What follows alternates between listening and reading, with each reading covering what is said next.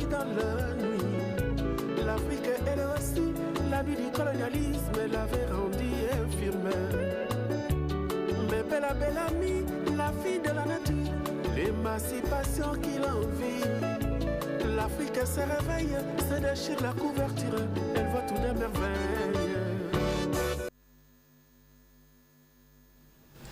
La province de l'Ituri a une superficie de 65 658 km². Son chef-lieu est Bunia. Et la langue nationale la plus usitée dans la province de l'Ituri est bel et bien le Swahili. Mesdames et messieurs, bonjour. Tout le plaisir pour nous de vous retrouver ce mercredi 31 août 2024, dernier jour du 8e mois de l'année. Et à mes côtés, comme tous les mercredis, j'ai fidèle au poste, ma consoeur Edwige Mongomba Yamangwanza. Bonjour Yamangwanza. Bonjour Dieudonné Ngumba, Chamberton. Ouais. Bonjour à tous les fidèles téléspectateurs de la radio-télévision nationale congolaise à travers ce magazine Notre Congo. Voilà, alors dans notre Congo aujourd'hui, nous allons nous souvenir d'un grand roi. C'est le roi Yaka Umbu Kamanda Lumpungu. On va se souvenir de ce roi au mois de septembre prochain au musée de Tervuren, où est détenu l'un des colliers de son royaume. Nous allons donc parler de ce roi avec l'une des princesses de ce royaume, une arrière-petite-fille du roi Yaka Umbu Kamanda Lumpungu. Il s'agit de Madame Ital Yambo Kamanda Lumpungu. Elle sera avec nous sur ce plateau. Je l'ai dit, c'est la princesse Ital Yambo Kamanda Lumpungu. Elle est l'arrière-petite-fille du roi Yaka Umbu Kamanda Lumpungu, qui était un roi Songhé, et dont la tribu se trouve dans la province de Lomami. Il a été donc pendu par l'administration coloniale le 1er septembre 1936 et la Belgique va donc reconnaître son pouvoir au mois de septembre prochain, puisque, comme je l'ai dit, l'un des trésors de son royaume aujourd'hui se trouve au musée de Tervuren en Belgique. Et nous avons donc sur ce plateau son arrière-petite-fille pour nous en parler. Bonjour princesse. Bonjour, bonjour. C'est pour nous un réel plaisir de vous avoir sur ce plateau. Alors, parlez-nous un peu de votre arrière-grand-père. Bon, avant d'ailleurs, je vais un peu juste me représenter. C'est Italiambo Benalumpungu et donc l'arrière-petite-fille du roi Songhé, Yaka Umbu Kamanda Lumpungu. Ouais. Voilà. Et, alors vous vivez en Belgique. Exactement. Et on va reconnaître votre arrière-grand-père au mois de septembre prochain. Alors la démarche est venue de vous ou bien c'est pas moi, c'est le Rome de Belgique qui a quand même décidé de reconnaître votre père? En fait, est-ce que ce sera vraiment une reconnaissance? C'est plutôt une commémoration. Une commémoration. Commémoration. On appelle Rethinking Collection, c'est ça? Celle-ci, elle se fait en marge de l'exposition temporaire Rethinking Collection qui se termine donc fin septembre.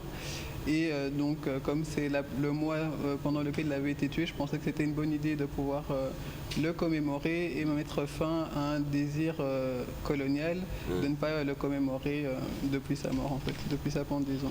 Parce qu'on l'a pendu, mais il n'y a pas eu des obsèques parce que sa famille n'a pas pu récupérer son corps.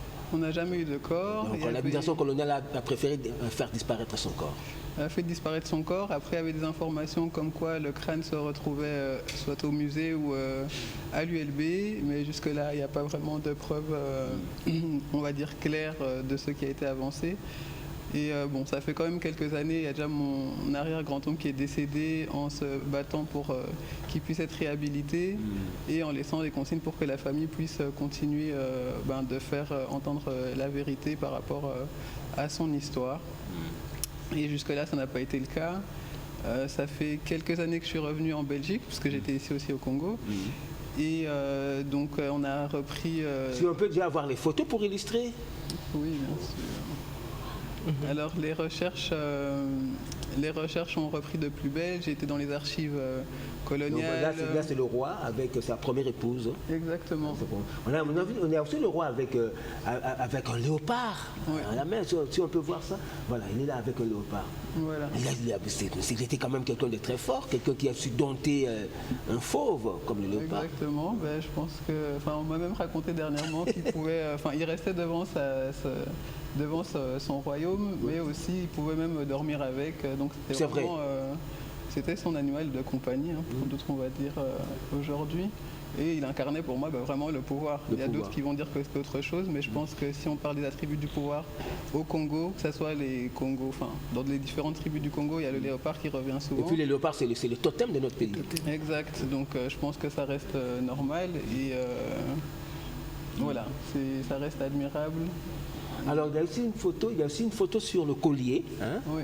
C'est Trésor, si on peut prendre cette photo sur le collier que vous revendiquez aujourd'hui. Le collier, en fait, il y a une historienne qui a travaillé dessus et précédemment au musée, elle était juste exposée avec à côté une photo de typotype. Et plus tard, en fait, en découvrant la photo du roi avec sa femme qui portait le collier, j'ai demandé pourquoi est-ce que ce n'était pas contextualisé. Parce que vous avez une trace qui prouve que le collier appartient à la famille, donc pourquoi ne pas reconnecter les choses ensemble pour que ça ait plus de clarté. On peut avoir la photo sur le collier là. Et qu'est-ce qu'on vous a dit? C'est comme ça qu'aujourd'hui on arrive à cette exposition Rethinking Collection. Et aujourd'hui ils reconnaissent que le collier appartient à la famille. À la famille, et ils disent qu'on n'a jamais demandé. Donc si ça n'a jamais été fait, il y a d'autres choses, il y a une liste de choses qui avaient été réclamées, qui n'a jamais été restituée. Et là il s'agirait juste de rajouter le collier dans les pièces à restituer. Donc pour moi je pense que d'arriver à cette exposition c'est un accomplissement pour la famille et pour la communauté, puisque je pense qu'il n'y a pas, c'est pas une histoire isolée. Il y a plusieurs chefs qui ont été tués, des rois qui ont été tués, qui ont été pendus, et donc je pense qu'à un moment donné il est temps de pouvoir restaurer l'histoire. Oui. Et l'on va restituer les colliers que vous allez ramener à Kinshasa. Ça va se faire comment une fois que les colliers sera restitué? Alors là, c'est une grande question aussi pour le Congo et pour la Belgique, parce qu'il y a la commission Vérité Réconciliation, je pense, en Belgique, qui a pris beaucoup de temps pour étudier ces questions-là. L'issue n'a pas été spécialement très claire. Et aussi pour le Congo, ça a aussi de se positionner par toutes ces affaires tant des restitutions des œuvres d'art, mais aussi de tout ce passé colonial. Qu'est-ce qu'on fait? Qu'est-ce qu'on met réellement en pratique? Il y a l'idée de remettre dans les musées, mais est-ce que ces pièces ont lieu d'être dans un musée? Puisqu'à la base, c'est des pièces qui avaient des fins cultuelles. Pour certaines, ou appartenir à la famille ou à la communauté. Voilà, telle question qu'il faut se poser. Voilà, tout à fait. Donc je pense qu'à un moment donné, on ne doit pas penser comme les Occidentaux, mais penser selon notre comme paradigme. Congolais, comme Africains. Exactement, exactement. Donc je pense que la ministre de la Culture en place aujourd'hui, Madame Yolande Elébé, pourra faire un bon travail par rapport à ça. J'espère qu'on pourra collaborer sur ces questions. Vous êtes entré en contact avec elle? Avec ses services? Rencontré vous l'avez dans même un rencontré autre cadre, parce qu'on est aussi venu pour un projet culturel autour de Kimpavita. Et donc je pense que ce sont des... Et vous lui avez exposé votre problème? Pour celui-ci, j'avais l'intention de l'avoir. J'attends un retour de son assistant. Mais oui, je dois aussi lui parler de cette affaire-ci. Alors moi, je voudrais savoir, vous vivez en Belgique, comment est-ce que vous faites avec la communauté Songé d'ici, ici à Kinshasa ou dans votre province Lomami? Vous travaillez comment? Ça se passe comment? Là, il y a une fondation Yakaombu qui est internationale. Il y a le chef d'ailleurs que j'avais appelé il n'y a pas longtemps aussi pour lui parler de la cérémonie du 1er septembre. Pour ce qui est de la communauté... Vous avez appelé le chef actuel? Oui. Il est où? Il est actuellement à Cabinda. À Cabinda, ok. Voilà. Et pour qu'il puisse prendre part ou au moins qu'on ait sa bénédiction, parce que tout ce qu'on fait, je ne le fais pas pour moi en tant que personne, même si c'est quelque chose qui me tient vraiment à cœur. Étant africain, sa bénédiction est très très importante, la bénédiction du chef. Exactement. Pour que les ancêtres puissent vous accompagner. Voilà. Donc c'est dans ce contexte-là que j'avais appelé. Il y a quelques personnes de la communauté aussi Songé qui sont là, prennent des nouvelles, soutiennent et essayent de s'impliquer du mieux qu'ils peuvent dans cette... Et je crois que dans l'au-delà, là où il se retrouve, votre arrière-grand-père, voilà, sera très content de vous. J'espère. Alors moi, je voudrais savoir, une fois récupéré les colliers, soit vous ramenez dans la communauté, soit vous ramenez en famille. Si l'on vous demandait, étant princesse bien sûr, quelle serait votre idée? Vous allez ramener ça à la communauté et une fois ramené à la communauté, qu'est-ce qu'on va en faire? Là, il faudra parler avec les chefs. Mais une fois ramené ça en famille, qu'est-ce que vous allez en faire? Si je dois parler en mon nom, oui.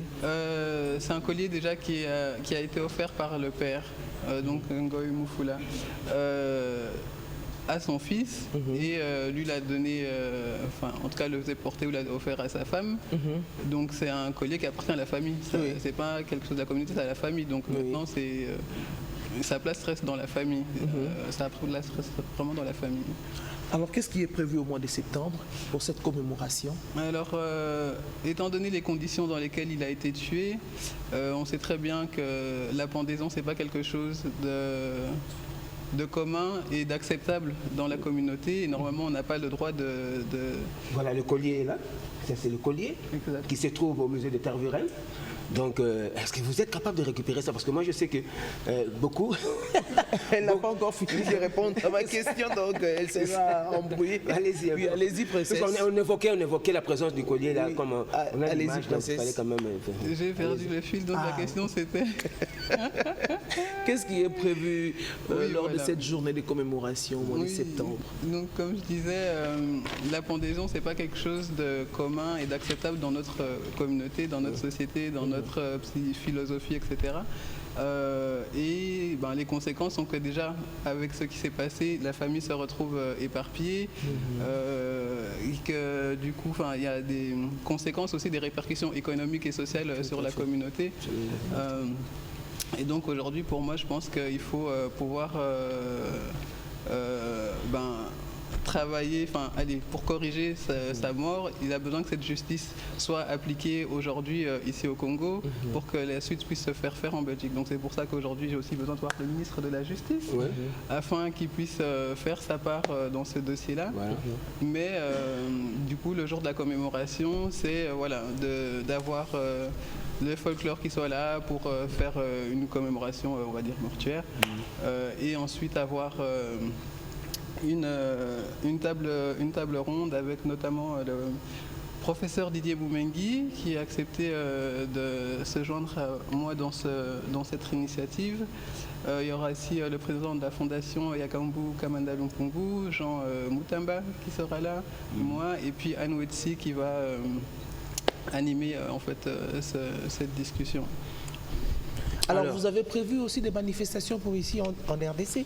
Une fois que celle de Belgique passe, est-ce qu'en RDC, vous allez aussi organiser quelque chose? Idéalement, c'est de le faire ici. Alors là, comme il y avait cette exposition au musée, c'était vraiment de provoquer en fait le système, parce qu'à un moment donné, on ne va pas attendre éternellement, ça fait 88 ans. Donc on ne va pas attendre 100 ans pour que cette affaire soit résolue. Et donc là, qu'on fasse... oh là là, j'ai les yeux qui pleurent, c'est incroyable. Moi, ça se comprend, c'est l'émotion, je comprends. Donc, qu'est-ce que je voulais dire? Oui... oh là là, vous pouvez répéter la question parce que du coup... Ma question est de savoir, une fois que l'activité se termine en Belgique, à Kinshasa, est-ce que vous allez aussi l'année prochaine, du coup, là, ça permettra d'implémenter l'action pour Kinshasa, Cabinda plus précisément, parce que c'est au chef de pouvoir rétablir l'ordre. Donc voilà. Alors on va terminer parce qu'on a vraiment débordé. On a débordé de 2 minutes. Parce qu'à la télévision, il faut respecter le temps. Je crois que l'essentiel a été dit. Ouais. En fait, vous êtes l'arrière petite fille du roi Yaka Umbu Kamanda On a quelque chose Lumpungu. qui nous relie, parce qu'il est mort le 1er septembre en 36 et moi je suis né le 1er septembre en 86. Extraordinaire. Voilà. Donc tout ça là, c'est... Vous êtes né un demi-siècle plus tard. Voilà. Ah, Ouais. On peut dire que l'arrière-grand-père s'est réincarné en vous. D'ailleurs, c'est pourquoi vous avez les yeux qui pleurent. On a tout compris. oui, mais si c'est réincarné, donc il est venu en femme alors. Bien sûr. Bon, allez, on va terminer. Merci donc d'être venue, princesse, pour nous apporter cette bonne nouvelle. Merci et j'espère à vous. que vous aurez la force de récupérer le collier parce que les Belges se sont toujours montrés réticents pour nous restituer ces pièces précieuses culturelles qui nous appartiennent. Parce que je me rappelle encore le combat de feu le président Mobutu. Exactement. Il n'a pas réussi. Donc, je ne sais pas. Espérons que vous pourrez réussir. À un moment donné, beaucoup de gens disent que oui, ils sont comme ci, ils sont comme ça, mais aussi à un moment donné, si les ancêtres ont décidé que c'est la fin de quelque chose, ce sera la fin. Donc même si on n'a pas beaucoup de moyens, le changement va se faire. Voilà. Merci beaucoup. Alors là, nous recevions la princesse Ital Yambo Kamanda Lumpungu, arrière petite fille du roi Yaka Umbu Kamanda Lumpungu, qui a été pendue par l'administration coloniale le 1er septembre 1936. Alors on va se souvenir de lui en Belgique le 1er septembre prochain, date de sa mort. La famille, la grande famille royale va donc se déplacer, et, comme l'a dit tout à l'heure la princesse, avec quelques groupes folkloriques Songé, parce que c'était un roi Songé dans la province de Lomami, pour agrémenter cette activité là-bas, cette manifestation là-bas. Je crois que, comme elle l'a dit, ici à Kinshasa, ici même à Kabinda, il y aura une manifestation de ce genre pour se souvenir de ce grand roi. Merci d'être venu. Merci à vous. Merci. Alors,